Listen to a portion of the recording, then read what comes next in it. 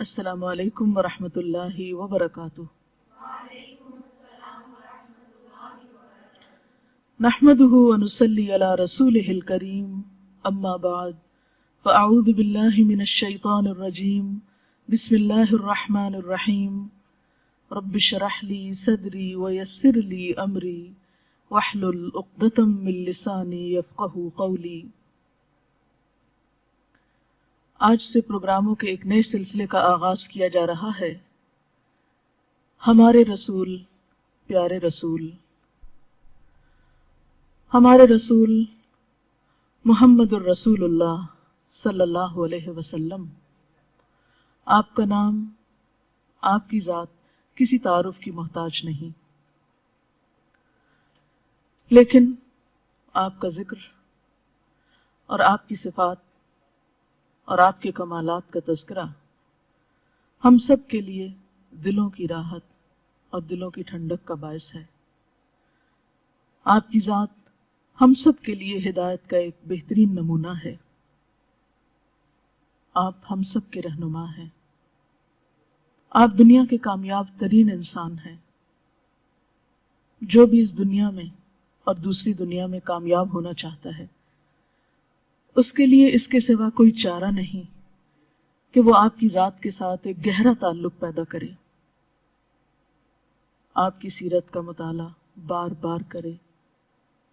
اور ہر بار اس میں اپنی رہنمائی کے لیے، اپنے فائدے کے لیے سنہرے اصول اور خوبصورت باتیں لیتا چلا جائے۔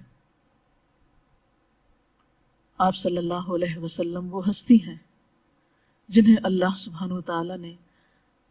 رحمت للعالمین کہا، تمام جہان والوں کے لیے رحمت بنا کر بھیجا گیا آپ کو۔ آپ پر دین یعنی انسانیت کے نام ہدایت کا پیغام مکمل ہوا۔ ہدایت کا یہ سلسلہ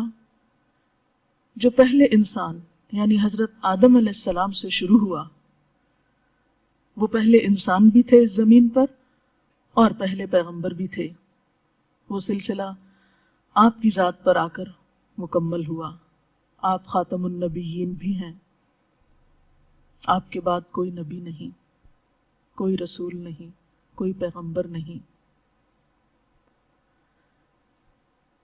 اللہ سبحانہ وتعالی نے اس دنیا میں انسان کو پیدا کر کے بے سہارا اور بے یار و مددگار نہیں چھوڑ دیا کہ وہ خود ٹھوکریں کھا کر سیدھا رستہ تلاش کرے۔ اسے کیا کرنا چاہیے اور کیا نہیں کرنا چاہیے، کیا درست ہے اور کیا غلط ہے، کیا حق ہے اور کیا باطل ہے، کیا سچ ہے اور کیا سچ نہیں، ان سب چیزوں کا فرق اور پہچان کے لیے اس نے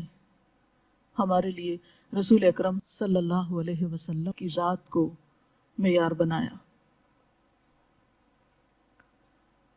آپ صلی اللہ علیہ وسلم مکہ میں مبعوث کیے گئے۔ مکہ کی آبادی حضرت ابراہیم علیہ السلام کی آمد سے ہوئی۔ جب اللہ کے حکم سے ابراہیم علیہ السلام نے اپنے بیوی اور بچے کو یہاں لا بسایا۔ یہ جگہ بالکل ایک بے آب و گیاہ وادی تھی، جہاں نہ پانی تھا نہ سبزہ تھا اور زندہ رہنے کے لیے کوئی اور سر و سامان نہ تھا، لیکن معجزانہ طور پر اللہ سبحانہ وتعالی نے ان کے رہنے کے لیے زمزم کی شکل میں پانی کا بندوبست فرمایا، جو کہ اللہ کی قدرت کا ایک نشان ہے، آج بھی دنیا میں ایک معجزے کی شکل میں موجود ہے۔ ابراہیم علیہ السلام نے اپنے بیٹے اسماعیل علیہ السلام کے ساتھ مل کر اللہ کا گھر تعمیر کیا، یعنی بیت اللہ شریف، جسے ہم خانہ کعبہ بھی کہتے ہیں۔ یہ گھر توحید کا ایک نشان تھا۔ اس گھر کو بنانے کے بعد انہوں نے لوگوں کو اللہ کی طرف بلایا اس گھر کی زیارت اور حج کے لیے۔ اسی موقع پر ابراہیم علیہ السلام نے ایک بہت خوبصورت دعا کی تھی، اللہ تعالیٰ کے سامنے اپنی ایک آرزو رکھی تھی، کیا کہ ربنا وابعث فیہم رسولا منہم، کہ اے اللہ ان لوگوں میں سے یعنی میری اس نسل میں سے ان کے اندر ان کی ہدایت کے لیے ایک رسول مبعوث فرما، جو ان کو تیری آیات پڑھ کر سنائے، ان کا تزکیہ کرے، انہیں کتاب اور حکمت کی تعلیم دے۔ ابراہیم علیہ السلام اپنا مشن مکمل کرنے کے بعد دنیا سے چلے گئے۔ اسماعیل علیہ السلام کی آل اولاد اس شہر میں پھلتی پھیلتی اور بڑھتی رہی، اور پھر ایک وقت ایسا آیا کہ توحید کا یہ مرکز خانہ کعبہ پھر بتوں کی آلائش سے بھر گیا۔ 2500 سال بعد آپ کی دعا قبول ہوئی۔ رسول اکرم صلی اللہ علیہ وسلم توحید کے پیغام کو دنیا میں عام کرنے کے لیے تشریف لائے۔ آپ نے آ کر لوگوں کو ایک اللہ کی عبادت کی طرف بلایا، اس لیے کہ باقی سب تو مخلوق ہیں۔ اس زمین پر اللہ کے سوا کوئی بھی چیز جس کی عبادت کی جائے وہ سب تو بنائی ہوئی ہے، مخلوق ہے، خالق تو بس ایک ہی ہے، اور عبادت کے لائق بھی پھر وہی ہے۔ یہی آپ کا پیغام تھا کہ اے لوگو، انسانوں کی غلامی سے نکلو، بتوں کی غلامی سے نکلو، مال و دھن کی غلامی سے نکلو، اور صرف ایک اللہ کے ہو جاؤ، جس نے تمہیں پیدا کیا، جس نے تمہیں رزق دیا، جس کی طرف سے تم یہاں آئے ہو اور جس کی طرف تمہیں واپس پلٹ کر جانا ہے۔ لیکن لوگوں کو آپ کی باتیں اچھی نہ لگی۔ 13 سال تک آپ مکہ میں دن رات اللہ کا پیغام پہنچاتے رہے، پوری خیرخواہی کے ساتھ۔ لوگوں کی تمام کڑوی کسیلی باتیں بھی سنی، تانے بھی سنے۔ آپ کے ساتھیوں کو جسمانی طور پر بھی طرح طرح کی آزمائشوں میں مبتلا کیا گیا، لیکن آپ اپنا پیغام دینے سے باز نہ آئے۔ آپ کے سامنے بڑی بڑی آفرز رکھی گئیں کہ اگر آپ چاہیں تو آپ کو مکہ کا سردار بنا لیا جائے، آپ چاہیں تو آپ کے سامنے مال و دولت کے ڈھیر لگا دیے جائیں، جس عورت سے چاہیں آپ کی شادی کرا دی جائے گی۔ لیکن آپ نے یہ سب باتیں سن کر کیا فرمایا کہ خدا کی قسم، اگر میرے دائیں ہاتھ میں سورج اور بائیں ہاتھ میں چاند لا کر رکھ دیا جائے تو بھی میں یہ پیغام پہنچانے سے باز نہیں آؤں گا۔ لیکن کیا ہوا؟ مخالفت بڑھتی گئی، حتیٰ کہ ایک دن آپ کو اللہ کا یہ پسندیدہ شہر، اپنی محبوب بستی یعنی مکہ کا شہر چھوڑ کر مدینہ کی طرف ہجرت کرنا پڑی۔ آپ نے اللہ کی خاطر سب کچھ چھوڑا، مدینہ تشریف لے گئے، اور پھر دیکھیے آپ کے حسن اخلاق، عزم اور ارادے کی بلندی اور اللہ کی بے پناہ مدد، اس کی وجہ سے آپ صرف 7 سال کے بعد دوبارہ فاتح کی حیثیت سے مکہ مکرمہ میں داخل ہوئے اور بغیر خون بہائے اس جگہ کو فتح کر لیا، اور اللہ کے اس گھر کو یعنی خانہ کعبہ کو ہمیشہ کے لیے بتوں سے پاک کر دیا۔ پھر ہم دیکھتے ہیں کہ آپ صلی اللہ علیہ وسلم نے اپنی جان کے دشمنوں کو معاف کر دیا۔ آپ کے ساتھ جس نے جو بھی زیادتی کی تھی، جب اس نے معافی مانگی تو آپ نے سب سے درگزر کیا اور سب کو معاف کر دیا، اور یوں محبتوں کا سلسلہ، رحمت و شفقت کا سلسلہ آگے بڑھتا گیا۔ اور پھر ہم دیکھتے ہیں کہ آپ کے دنیا سے جانے کے بعد صرف 1 صدی کے اندر آپ کے پیچھے آپ کے لوگوں نے مشرق و مغرب کو فتح کر لیا۔ مسلمانوں کی سلطنت دور دور تک پھیل گئی، ہر رنگ اور نسل اور قبیلے کے لوگوں کو مسلمانوں نے اپنے اندر جذب کر لیا۔ اور ہم دیکھتے ہیں کہ آپ صلی اللہ علیہ وسلم جن کی مخالفت کل تک مکہ میں اس طرح ہو رہی تھی کہ آپ کو وہاں رہنے نہیں دیا جا رہا تھا، آج ہر طرف زمین کے گوشے گوشے پر دن میں 5 مرتبہ اللہ سبحانہ و تعالیٰ کے نام کے ساتھ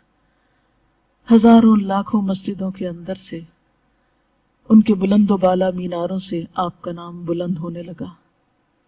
اور آج ہم دیکھتے ہیں کہ اس وقت سے لے کر آج تک آپ کے نام پر اتنے لوگوں نے نام رکھا کہ دنیا میں دوسری کوئی مثال نہیں ملتی۔ آج ہم دیکھتے ہیں کہ دنیا کے گوشے گوشے میں آپ کا نام عزت اور احترام سے لیا جاتا ہے۔ 1978 میں ایک کتاب چھپی، دی ہنڈریڈز کے نام سے، ایک امریکی مصنف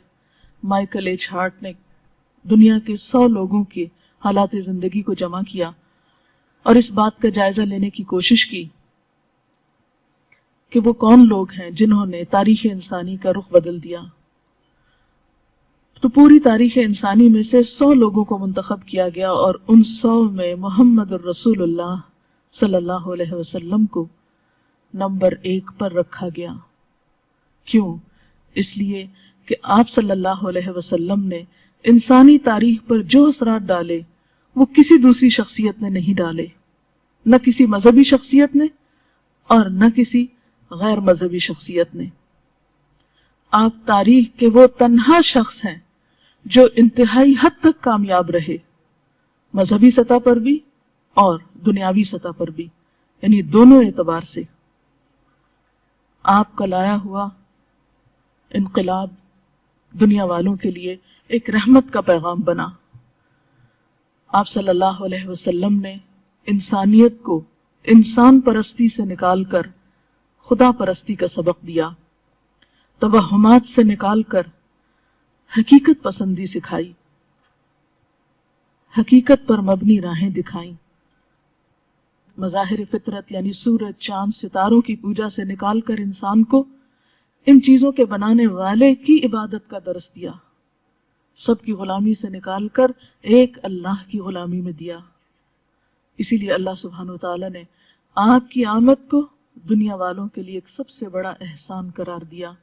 ارشاد باری تعالی ہے، لَقَدْ مَنَّ اللَّهُ عَلَى الْمُؤْمِنِينَ اذ بعث فيهم رسولا منهم يتلو عليهم آياته ويزكيهم ويعلمهم الكتاب والحكمة وإن كانوا من قبل لفي ضلال مبين۔ در حقیقت اہل ایمان پر تو اللہ نے بہت بڑا احسان کیا کہ ان کے درمیان خود انہی میں سے ایک پیغمبر اٹھایا جو اس کی آیات انہیں سناتا ہے، ان کی زندگیوں کو سنوارتا ہے، ان کو کتاب و دانائی کی تعلیم دیتا ہے، حالانکہ اس سے پہلے یہی لوگ سری گمراہیوں میں پڑے ہوئے تھے۔ گویا انسانیت کو اندھیرے سے نکال کر روشنی کا راستہ دکھایا گیا۔ اور آپ صلی اللہ علیہ وسلم کو نہ صرف یہ کہ مسلمانوں کے لیے، نہ صرف یہ کہ اہل عرب کے لیے، نہ صرف یہ کہ اہل مکہ کے لیے، بلکہ پوری دنیا کے انسانوں کے لیے بشیر و نذیر بنا کر بھیجا گیا۔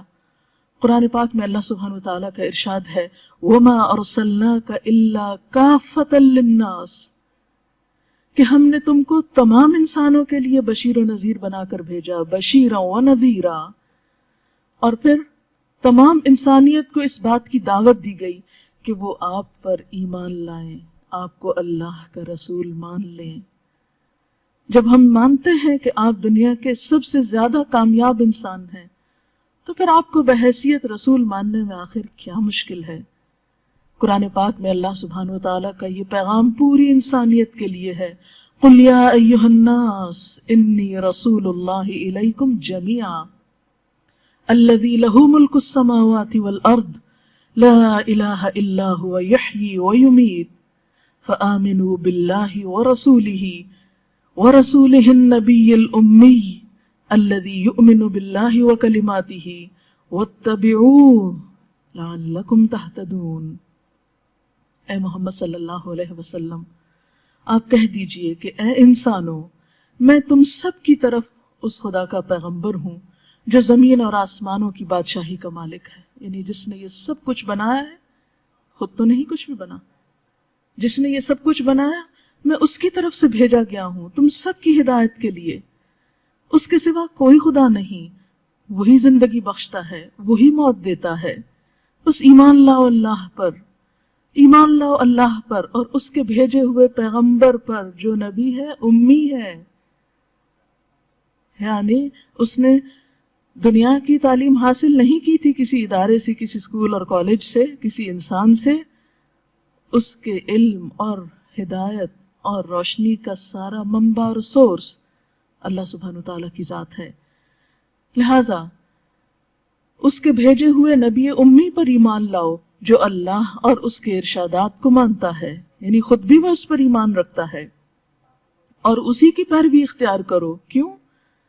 تاکہ تم راہ راست پا جاؤ، ہدایت پا جاؤ، سیدھا راستہ پا جاؤ۔ لہٰذا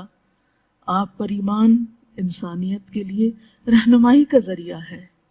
کامیابی کا ذریعہ ہے، اور آپ کا انکار انسانیت کے لیے محرومی اور خسارے کا ذریعہ ہے۔ لہٰذا آج ہم سب کے لیے یہ بات لازم ہے کہ ہم آپ صلی اللہ علیہ وسلم کی ذات پر سچے دل سے ایمان لائیں، یعنی شعوری طور پر ایمان لائیں، کیونکہ ایمان محض سنے سنائے کلمات کو دہرانا کا نام نہیں ہوتا، بلکہ دل سے ماننا اور یقین کرنا ہے، اور یہ سب سے افضل عمل بھی ہے۔ آپ صلی اللہ علیہ وسلم سے سب سے اچھے کام کے بارے میں پوچھا گیا کہ سب سے اچھا کام کیا ہے، ای العمل افضل، تو آپ نے فرمایا الایمان باللہ ورسولہ، اللہ اور اس کے رسول صلی اللہ علیہ وسلم پر ایمان لانا۔ اب سوال یہ پیدا ہوتا ہے کہ ایمان ہے کیا چیز؟ ایمان کے بارے میں آپ نے خود فرمایا کہ لیس الایمان بالتمنی ولا بالتحلی، ایمان کسی بناوٹ یا محض آرزوؤں اور تمناؤں کا نام نہیں، ولیکن ہوا ما وقر فی القلب وصدقہ العمل، لیکن ایمان تو نام ہے اس چیز کا کہ وہ انسان کے دل میں ٹھہر جائے، قرار پکڑ جائے، اور عمل اس کی تصدیق کر دے۔ ایمان کے لیے کچھ چیزوں کا ہونا بے حد ضروری ہے، یعنی حقیقی اور شعوری ایمان کے لیے کچھ چیزوں کا ہونا بے حد ضروری ہے۔ وہ کیا چیزیں ہیں؟ سب سے پہلے تو معرفت، یعنی جس چیز کو ہم مان رہے ہیں اس کی پہچان ہو۔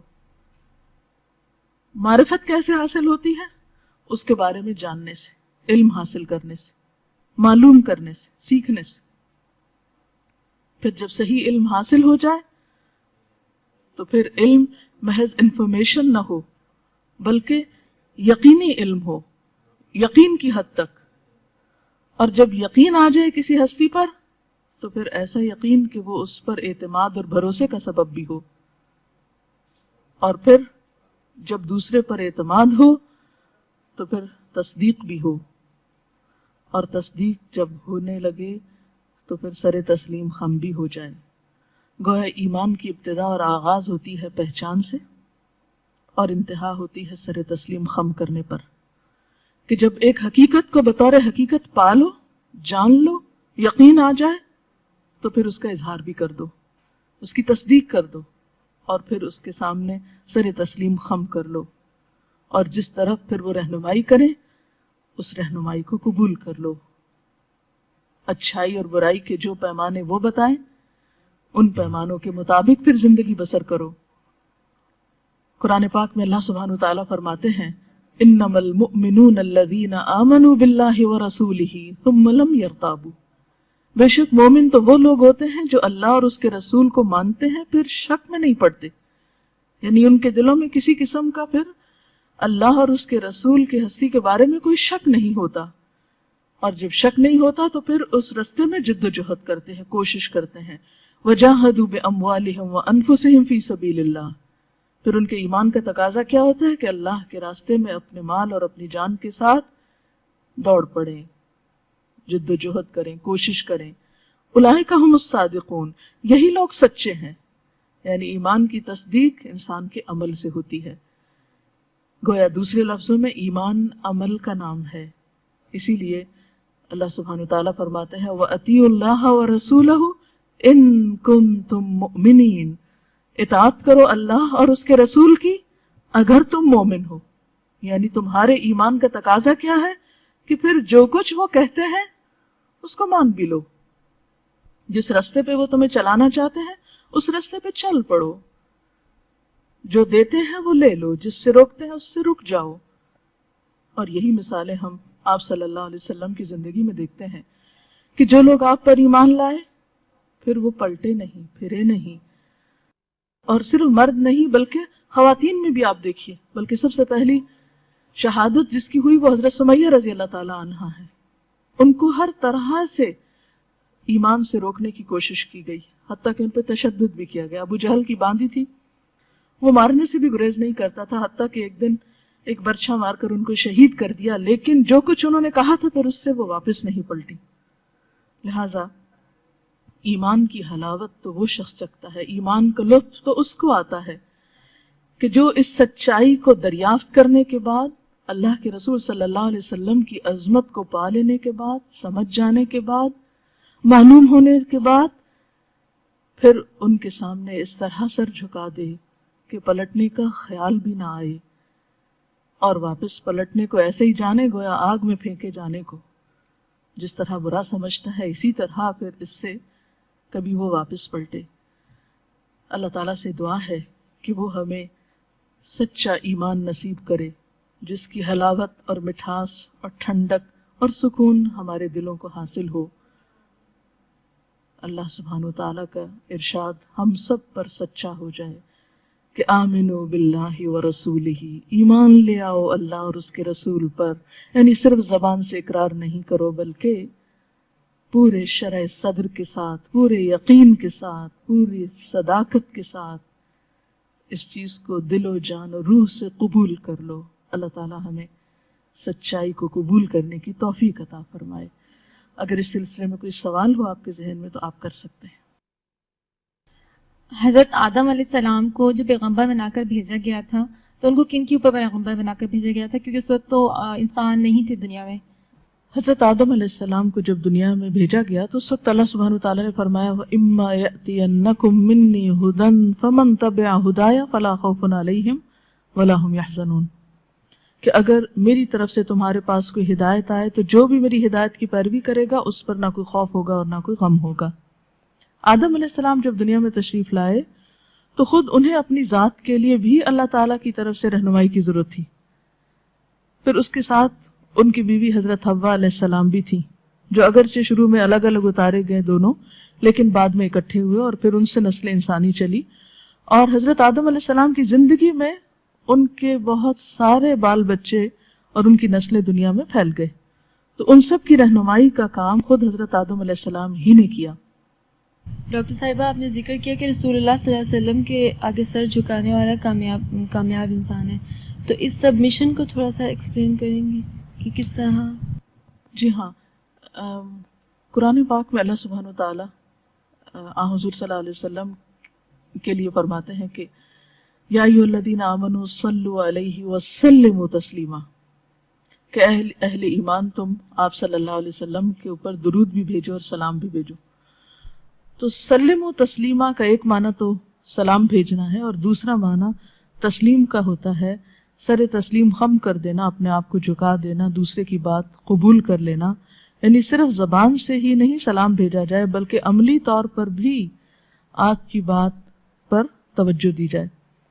اب اس سر جھکانے میں کیا کی چیزیں آتی ہیں؟ اس میں یہ ہے کہ انسان اپنی عقل،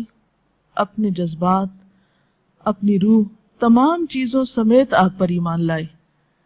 یعنی آپ کی ہستی کے سامنے اپنے علم کو، اپنی عقل کو، اپنی باقی چیزوں کو کم سمجھے۔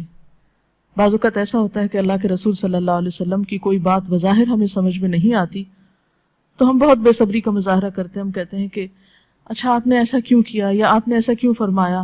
یا اس بات کو تو عقل نہیں مانتی، یا یہ تو ہماری سمجھ میں نہیں آتا۔ اور الگ بات ہے کہ ہماری سمجھ میں نہ آئے یا کوئی چیز ہمیں سمجھنے دیر سے سمجھ میں آئے، لیکن اس کا یہ مطلب نہیں کہ ہم فوری طور پر ایک ری ایکشن میں اس کا انکار کر دیں، یا یہ سمجھیں کہ نہیں آپ تو 1400 سال پہلے دنیا میں تشریف لائے اور آپ کو تو شاید نعوذ باللہ بہت سی باتوں کا پتہ نہیں تھا۔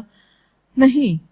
آپ صلی اللہ علیہ وسلم کو جو علم دیا جا رہا تھا وہ خالق کائنات کی طرف سے تھا۔ آپ کے پاس جتنے بھی حقائق تھے وہ آپ کی اپنی خواہش نفس سے نہیں تھے، جیسے قرآن پاک میں آتا ہے وَمَا يَنطِقُ عَنِ الْهَوَىٰ إِنْ هُوَ إِلَّا وَحْيٌ يُوحَىٰ، کہ آپ اپنی خواہش نفس سے باتیں نہیں کرتے تھے، آپ جو کچھ بھی لوگوں کو بتاتے تھے وہ اللہ تعالیٰ کی طرف سے وحی کیا جاتا تھا، اور اللہ سبحانہ وتعالیٰ اس وقت بھی تھے جب ہم نہیں تھے، وہ جب بھی ہوں گے جب ہم نہ ہوں گے۔ زمین و آسمان کی وسعتیں جن کا انسان ابھی تک ادراک بھی نہیں کر سکا، یہ سب کچھ اس کا بنایا ہوا ہے۔ تو جو رب یعلم ما بین ایدیہم وما خلفہم، ہمارے ماضی اور مستقبل ہر چیز کو برابر جانتا ہے، عالم الغیب والشہادہ، غیب اور حاضر ہر چیز کا جاننے والا ہے، ظاہر اور باطن اس کے لیے بالکل برابر ہیں، اس رب کو کیا نہیں پتا تھا کہ 1400 سال بعد یا 14,000 سال بعد آئندہ کیا ہونے والا ہے؟ لہٰذا آپ کا لایا ہوا علم، آپ کی بتائی ہوئی بات، خواہ وہ قرآن پاک کی شکل میں ہو یا وہ سنت کی شکل میں ہو، وہ ہمارے لیے حجت ہے، سچ ہے، حقیقت ہے. اور ان چیزوں کو اگر ہم نہ بھی سمجھیں، پہلی بات تو یہ کہ جو سمجھ میں آ جائے، اس کے بعد پھر حجت بازی کر کے اس سے اپنی جان نہ چھڑائیں، یعنی عمل کی طرف چلیں. اور دوسری بات یہ ہے کہ اگر ہمیں کوئی چیز نہیں بھی سمجھ میں آتی تو صبر کا مظاہرہ کریں اور اس کو سمجھنے کی کوشش کریں. اس کا مذاق اڑا کے یا اس کو جھٹلا کر یا اس کو حقیر سمجھ کر اس کو رد کرنا، یہ انسان کے ایمان کے لیے نقصان دہ ہے. اس کے ساتھ ہی ہمارے آج کے پروگرام کا وقت ختم ہوتا ہے. انشاءاللہ اسی سلسلے کے دوسرے پروگرام کے ساتھ پھر حاضر ہوں گے. وآخر دعوانا ان الحمد للہ رب العالمین. سبحانک اللہم وبحمدک نشہد ان لا الہ الا انت نستغفرک ونتوب الیک.